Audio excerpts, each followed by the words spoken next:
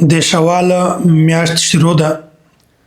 په دغه میاشت کې یو عبادت داسې ده چې د هغه ډېر زیات فضیلت پیغمبر علیه الصلاۃ والسلام بیان کړی ده. پیغمبر علیه الصلاۃ والسلام د شوال د شپږ روژو ډېر زیات فضیلت بیان کړی ده. په دې باندې دوه احادیث تاسو مخکې بیانوم. حضرت ابو ایوب انصاری رضی الله تعالی عنہ دا روایت نقل کوي، صحیح مسلم کې دا روایت موجود ده. پیغمبر علیه الصلاۃ والسلام فرمایلی دي: من صام رمضان ثم اتبعه ستا من شوال کان کصیام الدهر. و کوم انسان چې د رمضان مبارک 10 روزې ونیسي، هغه نه بعد د شوال شپږ روزې ونیسي، کان کصیام الدهر، دا د دغه دومره ثواب ده. دا داسې ده لکه دغه انسان چې ټوله زندگی د روزې په حالت کې تیره کړې وي. یو بل روایت موجود ده. حضرت ابو ایوب انصاری رضی الله تعالی عنہ فرمایي: سمعت رسول الله صلی الله علیه وسلم، و ما د پیغمبر علیه الصلاۃ والسلام نه اورېدلي دي، فرمایي: من صام رمضان و ستا من شوال فکأنما صام السنة كله. و کوم انسان چې د رمضان مبارک روزې ونیسي، په نه بعد د شوال شپږ روزې ونیسي، دا داسې ده لکه پوره کال چې دغه انسان د روزې په حالت کې تیر کړی، لکه پوره کال چې دغه انسان روزې نیولي. نو ګورئ، دوه قسمه روایت راغله. په یو روایت کې خدا راځي چې دغه 10 او د شپږو روزو دومره ثواب ده لکه ټوله زندگی چې د روزې په حالت کې تیر کړی وي. او بل روایت کې دا راځي لکه ټول کال چې دغه انسان روزې نیولي وي. نو ګورئ، دا خبره په ذهن کې کښېنوئ، دغه مطلب څه شی ده.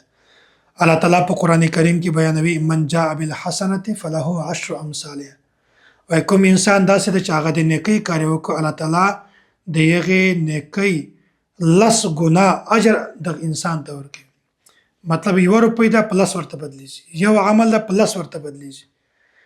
نو من جاء بالحسنة فله 10 امثالها. د دې مطلب دا ده چې یو سړی د نیکۍ یو کار وکړي، نو دا داسې ده لکه 10 کارونه چې کړي وي، 10 ګنا الله تعالی اجر ورکوي.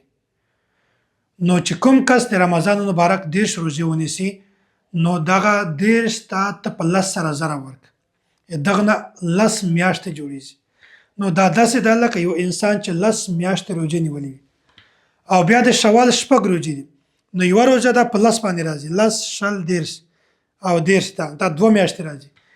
نو دغه مثال داسې ده چې دا کوم روایت کې راځي چې فکأنما صام السنة كلها، چې کوم انسان د رمضان مبارک 10 روزې ونیسي او د شوال شپږ روزې ونیسي، نو دغه داسې مثال ده لکه دغه انسان چې ټول کال روزې نیولي. من جاء بالحسنة فله 10 امثالها. د یوې په بدله باندې الله تعالی 10 ګنا اجر ورکوي. دا مطلب دی. او دا څه مطلب فکأنما کان کصیام الدهر، دا داسې ده که ټوله زندگی چې روزې نیولې وي.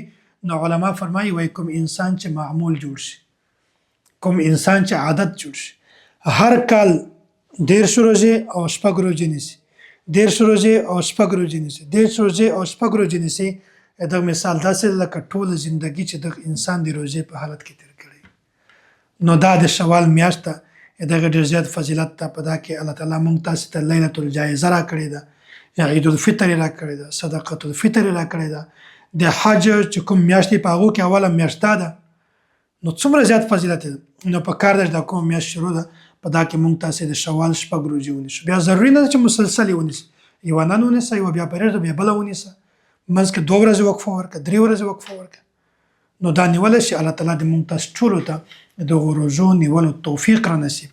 خپل یې هم ونیسئ، کور والو ته دعوت ورکړئ، ترغیب ورکړئ، د دماغ خبره ورته بیان کړئ. نو چې ته ترغیب ورکړې، تا په وجه باندې هغه روزې ونیسي، الله تعالی تا ته به هم ثواب درکوي.